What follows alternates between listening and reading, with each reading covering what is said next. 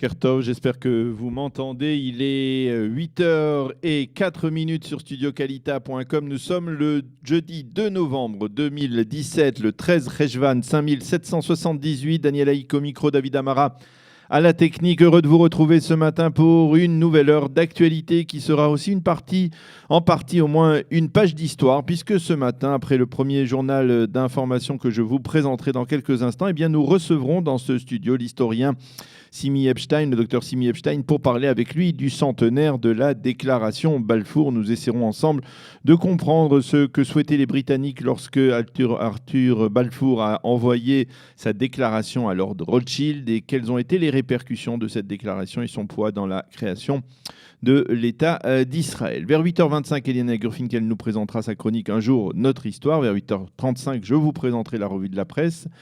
Et vers 8h45, nous sommes en ligne avec Maxime Pérez, journaliste et expert en matière sécuritaire. Nous reviendrons avec lui sur l'attaque d'hier soir en Syrie attribuée à Tsahal et sur la destruction du tunnel offensif du djihad islamique entre Gaza et le territoire israélien. Deux événements sécuritaires importants que nous essaierons de décortiquer grâce à son expertise.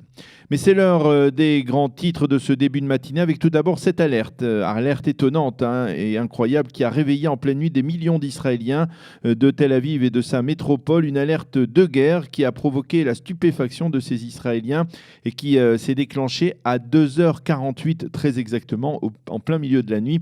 Très vite, au bout de quelques minutes, le porte-parole de Tsahal a indiqué sur la radio et sur les réseaux sociaux qu'il s'agissait d'une fausse alerte et que l'armée allait vérifier les causes de cette fausse alerte.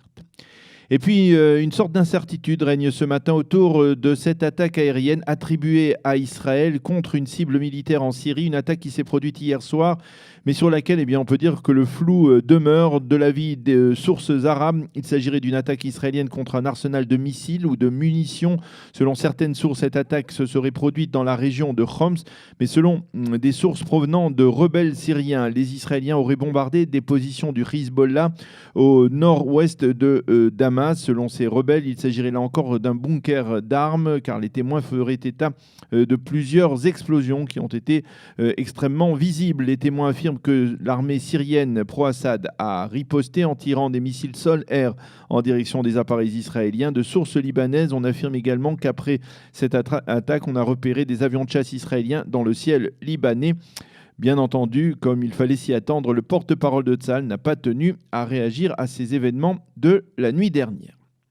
Le président du Parlement libanais, Nabi Berri, a accusé hier Israël de grignoter du territoire libanais souverain pour former une zone de sécurité le long de la frontière israélo-libanaise. Selon Berri, Israël poursuit la construction de sa barrière de sécurité avec la frontière libanaise, y compris dans des sites encore en litige. Le Premier ministre Benjamin Netanyahou et son épouse se sont envolés hier en début de soirée vers Londres. Ils participeront ce soir à une soirée de gala marquant le centenaire de la déclaration Balfour en faveur de la création d'un foyer juif en Eretz Israël. Cette soirée se tiendra en présence de Theresa May, la chef du gouvernement britannique, qui devrait dire lors de son allocution que la déclaration Balfour doit conduire la Grande-Bretagne à renouveler les efforts afin de relancer le processus de paix entre Israéliens et Palestiniens. Durant sa visite en Grande-Bretagne, qui se prolongera durant le week-end, M. Netanyahou s'entretiendra avec Theresa May et ainsi qu'avec le chef de la diplomatie britannique Boris Johnson. Il sera question, entre autres, durant ces deux entretiens, de la menace nucléaire iranienne. Et M. Netanyahou devrait suggérer à ses interlocuteurs un moyen de corriger certaines lacunes contenues, selon lui, dans l'accord de Vienne de 2015. Un acte d'accusation a été déposé la nuit dernière contre le terroriste qui a assassiné 8 personnes avant-hier au cœur de Manhattan et en les percutant de plein fouet avec son camion. Le terroriste, je vous le rappelle, est originaire d'Ouzbékistan.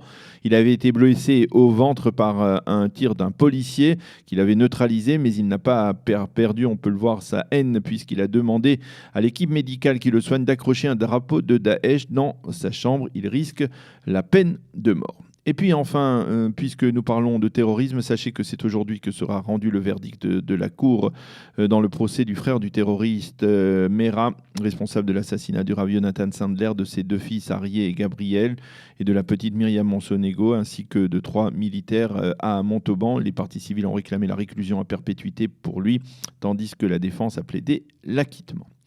La météo, le temps sera partiellement nuageux avec des pluies éparses en matinée. Il fera 19 degrés à Jérusalem, cela sera rafraîchi, on le voit, 24 degrés à Tel Aviv et 29 degrés à Eilat. Il est 8h10. Nous allons marquer une pause et nous serons ensuite dans ce studio avec le docteur Simi Epstein pour parler du centenaire de la déclaration Balfour.